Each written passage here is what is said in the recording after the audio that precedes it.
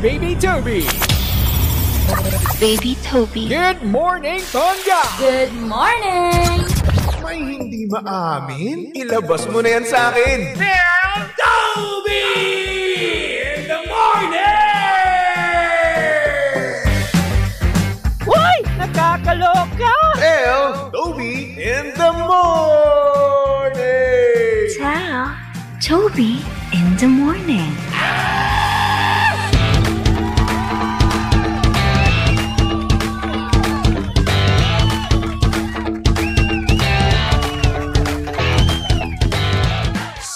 Same!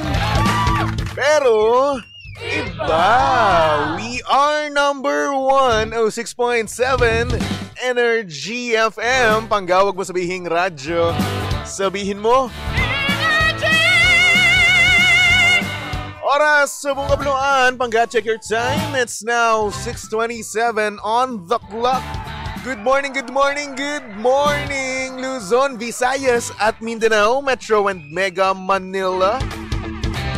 Yan at syempre, good morning din naman sa mga pangga natin dyang napakaganda ngayon, napaka-sexy. At talaga nga namang pak na pak ang kanilang mga kilay. Uy, ang ganda ng kilay. Training na training, no? Saan ka nag-ensayo? At syempre, hello din naman sa mga pangga natin dyan. Nakakagising pa lang, no? Uy, kumilos ka na? Yes. Minsan, mahirap nga naman talagang kumilos, no? Kapag napakaaga. Kapag napakaaga ng pasok mo, no? Kaya naman, hello sa mga pangga natin dyang estudyante na may klase ng 7:30 a.m. Ang tanong, madadrop na ba kagad kayo? Ganyan yung mga no? Mga prof, no? Kapag lagi kang late, no? Ngayon ako, idadrop ka na. Kaso nga naman, ang hirap nga naman talagang kumilos, no? Lalong-lalo sa mga estudyante na nag-aaral lang mabuti. Isipin mo, papagawan ka ng output, tapos magpupuyat ka, mag-aaral ka pa. Tapos meron kang klase ng 7:30 a.m. Tsong ang hirap nun. Okay naman, hello sa mga pangga natin dyan. Na kung saan. Puyat na kagad, no? Yung tipong kakasimula pa lang ng kanilang mga eskwela, no? Tila ba parang kalahati na mismo ng school year. Ibang klase yung pagod. Kaya hello kagad, no, sa mga estudyanteng puyat na puyat. At sa mga estudyante naman dyan, na inuna muna yun lande bago mag-aral. Yan. Mga bagong transfer. Ay na kung sino-sino na naman ang inyong mga chinat-chat. Oo, yung iba dyan nanloloko pa. Sabihin single kahit hindi naman. At minsan, no, yung mga may jowa na last school year, no, ay tila ba pagpapalit yung kanilang bebe sa panibagong transfer. Style nyo, bulok eh. Mag-aral na lang kayo mabuti, di ba? At syempre, para naman sa mga pangga natin dyang nagtatrabaho, hoy, konting oras na lang, rush hour na naman. Traffic na naman dito, traffic na naman doon. At higit sa lahat, marami na namang sisiksik. Pero hoy, magdala ka ng payong kung magko-commute ka. Dahil kung hindi, ay nako, baka mabasa ka. Dumami ka pa. Baka dumami pa ang loko-loko dito sa Pilipinas. Di ba? Diyos ko, day. Pero yung ko naman, no, ay nasa biyahe na, nagko-commute na, no, at nasaktuhan na bored ka sa buhay mo ngayon. Wala kang magawa kasi nga naman naiwan mo yung earphones mo. Kung kasi yung maglaro ka na lang. O kasi nga naman, sino ang may ayaw ng fun and exciting na laro, lalong-lalo na kung boring ang oras mo, di ba? Kaya naman kung mahilig ka sa tongits at iba pa, nako, tara na sa Game Zone. Fun, believable sa Game Zone dahil you play a real game of tongits with real players for free. At syempre, may chance ka pang makisplit ng over 34 million pesos at may chance ka pa tukling up to 14,640 pesos daily. Siyempre, ang makukuhang cash credits ay pwede rin gamitin sa panglaro sa kahit na anong game at kaya rin itong i-cash out. Siyempre, ang Game Zone ay may 2 event araw-araw. So, G ka na ba? Visit gzone.ph and social media account on Facebook, Instagram, and TikTok. At tara, Game Zone. Hindi na sa tangits, tara, Game Zone. At siyempre mga panggatandaan, no, na ang gaming ay dapat fun lang. Kaya naman visit pagcore.ph/regulatory or email keepitfun@pagcore.ph. Promo runs from January 1 to December 31, 2025. EGLD reference number MKTG-2024-2564. Gaming for 21 years old and above only. Game responsibly. Keep it fun. Diba?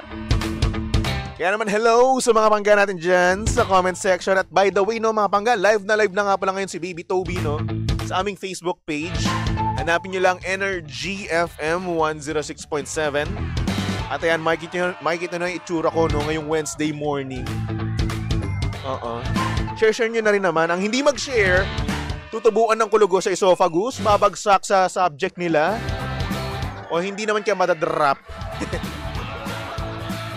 Ayan, mag-share na kayo. Again, Energy FM 106.7. Okay? So by the way, quick shoutout muna tayo, no? Hello kay Raizlin. Sabi niya, good morning Pangga, watching from Doha, Qatar. Hello. Kay Eugene, sabi niya, yes, Lord, thank you for all your blessings and graces we received every day. Give us good health, long life, prosperity, blessings, healing, guidance, financial health, and abundance. Amen. Amen na amen na amen dyan, Eugene. And syempre, hello din po kay Mami Rosie Lopez. Sabi niya, good morning, pakibati naman po kay Lola Wish and Mami Teresita Ibanga. Hello po sa inyong lahat. Maritoni, hello din sa'yo. Good morning kay Elena. Good morning kay Socardi. Hello. Sabi pa dito ni Mami Rosie Lopez, wag kasi manloloko style mo, bulok. Ayun talaga eh. Pag may bagong nakita, ipagpapalit ka agad. Diba?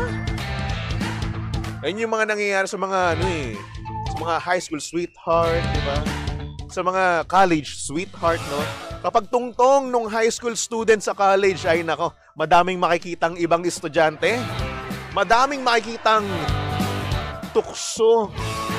Talaga nga namang ahawak-hawakan talaga nila yung tukso na yun. At pag-graduate naman, no, ng kolehiyo, magtatrabaho. Siyempre, makakita yan ng bagong katrabaho, no? Tapos, ang gagawin, magkakaroon pa ng office love team. Na kung saan, parang kayo ang Katden. Parang kayo ang Jaydeen. Diba? Katniel. Ano pa ba? Kayo yung isi-ship. Ay, nako, kaya ang daming naghihiwalay, no? Ang daming nagjojowaang magkakatrabaho. Dahil yan sa office romance or office love team. Ay, nako, yung katuwaan, no?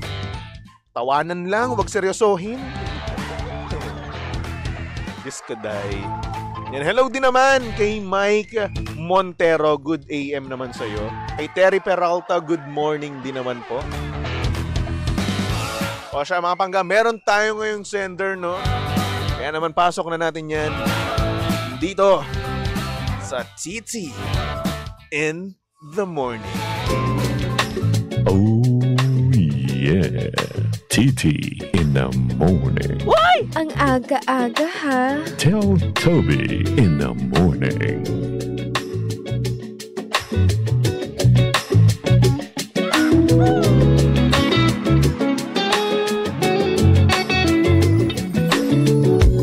Good morning sa mga pangga natin dyang hindi mapigil na isipin pa rin ang kanilang mga ex. At syempre, hello din naman sa mga pangga natin dyang may boyfriend pero hanggang ngayon hindi pa rin nakaka-move on sa kanilang mga ex. Ito ang storya ng ating sender. At ang sabi niya dito, good morning, Baby Toby. Tago mo na lang ako sa pangalang Yesha. Ang sama ko ba sa part na may boyfriend ako, pero in love pa rin sa ex ko? As in, siya pa rin talaga ang palagi kong iniisip. Sa lahat ng bagay. Sa pagkain. Ini-imagine ko na magkasabay pa rin kami. At minsan, kapag nagde-date kami ng boyfriend ko, sinasadya kong puntahan yung mga pinuntahan namin dati ng ex ko. And yes, pagdating din sa bed, iniisip ko pa rin yung ex ko at kung paano namin ginagawa yung masasakit pero masasarap na bagay.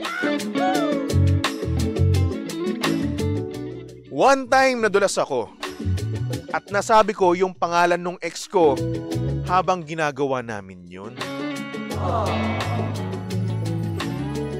Baby Toby, bigla akong natakot. Pero buti na lang, nailusot ko.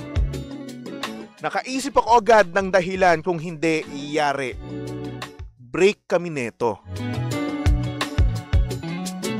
Ayoko naman siyang hiwalayan kasi ayoko magpatalo sa ex kong may bago. Ngayon matanong ko lang ulit, ang sama ko ba? Dahil ganon yung ginagawa ko sa current boyfriend ko? At sa tingin mo, dapat ko na ba siyang hiwalayan knowing na hindi pa ako nakaka-move on? Ayun lang naman, thank you so much, Baby Toby.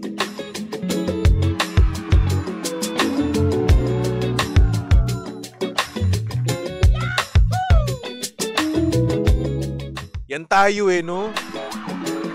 Bakit ba usong-uso ngayon yung mga nagjojowang hindi pa naka-move on sa kanilang mga ex?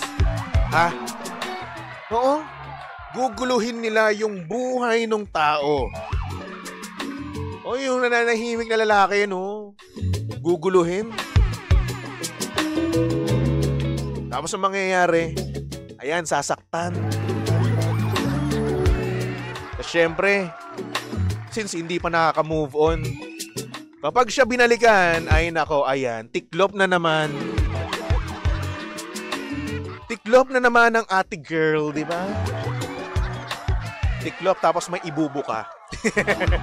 Yung puso, ikaw naman. Ay nako, kaya naman shoutout sa mga bangga natin diyang hindi pa rin nakaka-move on hanggang ngayon, pero lumalandi. At sa mga pangga natin diyang ayaw magpatalo, no? Sobrang competitive pagdating sa kanilang mga ex. Ayaw magpatalo kaya ayun, nagjojowa kahit hindi mahal. Ang sakit nyo sa kilay. Nangangati tuloy kilay ko. Ano ang thoughts nyo about this, mga panggano? Comment down below sa ating mga live, no? Hanapin nyo lang Energy FM 106.7 at babasahin natin yan, okay? Ako na imbiyer na ako eh. Tatanungin niya pa kung mali siya. Oo, mali ka. Ang sama mo. Magtataka pa, magtatanong ka pa. Sa'yo kaya gawin yun, no? Ginawa ka lang rebound, ginawa ka lang sandata panlaban, no? Kasi ayaw mo magpatalo sa ex mo. O, sa'yo kaya gawin yun. O, tignan natin kung ano yung mararamdaman mo. Isipin mo, yung babaeng mahal na mahal mo, akala mo mahal na mahal ka. Pero yun pala, ginagamit ka lang niya. At tuwing kayo ay may ginagawa. Diba? Iniisip niya yung ex niya. Pag nagde-date kayo, sinasadyang puntahan yung mga pinuntahan nila ng ex niya. At palaging iniisip kapag kumakain. Isipin mo, no? Apakasakit nun eh. Sabi ni Mami Rosie Lopez, relate ka ba? Sa sender, baby Toby, ginadjik ka eh. O hindi naman po. Kayo naman eh. Hindi po ako relate, no? At hindi po ako ginadjik. Siguro galit ako, no? Sa mga manloloko talaga. Kasi naramdaman ko yung lalaki, no? Naramdaman ko yung nararamdaman nung lalaki or mararamdaman in the near future kapag nalaman yung katotohanan, di ba? Isipin mo, ginagawa mo yun lahat, di ba?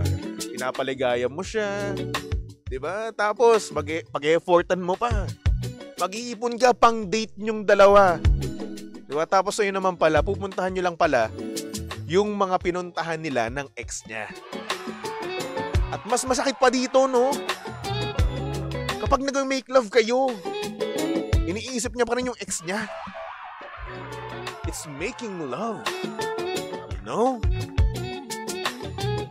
Tapos ayun, accidentally nasabi niya pa yung pangalan.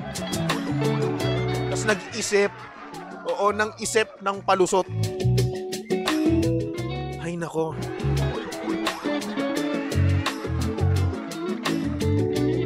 Dami nang nangangati sa akin, tenga ko naman ngayon. Kanina kilay, ngayon naman tenga. Dahil to sa'yo sender eh. Gigil mo si Akez. Sabi ni Mami Terry Peralta, sobrang ex yun. Sino ba niloko mo sa part na yun kung hindi ikaw rin? Ikaw ang masasaktan ng grabe. Huwag ka na sanang nag-BF uli kung ganyan, girl. Diba? Diba dapat? Bago tayo pumasok sa panibagong relasyon, dapat naka-move on na tayo. Diba? Para iwas sa makakasakit. Diba? Iwas makasakit.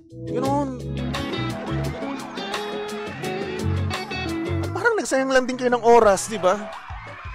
Imbis na ikaw, nakaka-move on ka na, di ba? Sumasaya ka na sa feeling ng iba. Andiyan ka pa rin, nasapit ka pa rin ng ex mo. Umaasa ka pa rin, di ba? So, paano ngayon yan? Na-fall na sa'yo ng sobra-sobra ata yung boyfriend mo ngayon. Knowing full well na hindi mo siya mahal. Hindi mo siya gusto. At in love ka pa rin sa ex mo. O sige, marahil in love ka ngayon sa boyfriend mo, pero hindi ka gaya ng pagka-in love mo dyan sa ex mo. Ay nako. Mapapa, pusang gala tayo. Ay nako. Sorry naman, OMG, making love out of nothing at all. Actually, oo, no? Iniisip niya pa rin yung ex niya. Habang ikaw iniisip mo siya. Diba? Hagod na hagod ka. Diba? Ginadji ka. Dahil nakikita mo yung itsura niya. Diba? Nakikita mo yung itsura niya na sarap, diba? Pero yun naman pala, hindi naman pala dahil sa'yo. Hindi pala dahil sa effort mo.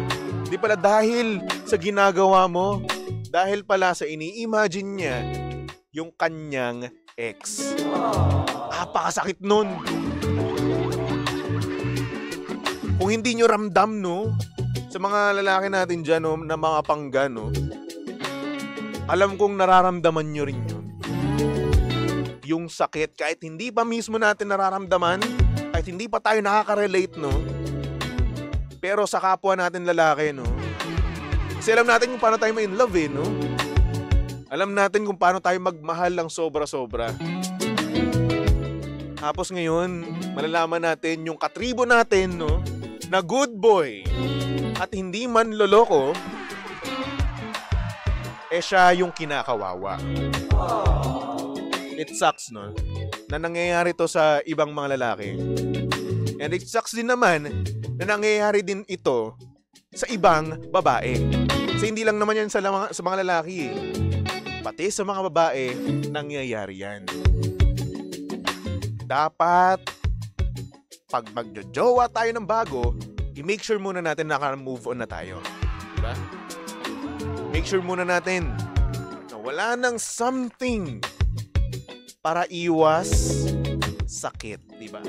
At para hindi na rin kayo magsayang ng oras. Ang katina ng anit ko sa inyo. Wala akong kuto, ha. FYI lang. Good night. Bagang ko nangangati na rin. Dila ko nangangati na rin. Parang gusto kong kamutin dun sa braces ko. Hello naman sa mga pangga natin dyan may braces, no? Oo, na dinidila-dilaan, no? Yung kanilang mga brackets. Hindi naman baboy yun. Nasa bibig din naman namin yun. Kayo naman. Ay nako. Anyway, para sa ating sender, kung ang tanong mo ay ang sama mo ba sa part na yon, yes ang sagot ko. It's a yes. It's a super duper ultra mega yes. At kung tatanong mo sa akin kung dapat ka na makipag-uwalay, no? Oo. Hindi mo deserve yung effort niya, hindi mo deserve yung lalaking gagaya niya. Knowing full well, no, na in love ka pa rin sa ex mo. So do him a favor, no? Hiwalayan mo na siya. Okay? Kung hindi, susugurin kita. Charot, kayo naman. Good boy ako. Ay nako, anyway, para sa ating mga sender dyan na gustong mag-send, no? Ayan, PM lang kayo sa aking Facebook page, BabyToby1067, okay? At syempre, para naman sa mga pangga natin dyan na gustong magpatawag, no? Ayan, tawagan nyo lang kami or PM lang kayo sa aming Facebook page. Hanapin nyo lang Energy FM 106.7, okay? Alright, at syempre mamaya, maglalaro na tayo ng Pinoy Drop Ball dito sa ating pangga Bingo Plus Panalo na hatid sa atin ng Bingo Plus. Sa Bingo Plus, Bingo sa saya plus sa panalo. At makakasama natin ang girlfriend mo sa radyo, ang napakaganda, napaka-sexy, hot mama ulala, DJ Lindsay, di ba? Mamaya na yan, dito lang yan sa estasyong same, pero iba. We are number 106.7 Energy FM. Manggawag mo sabihing radyo, sabihin mo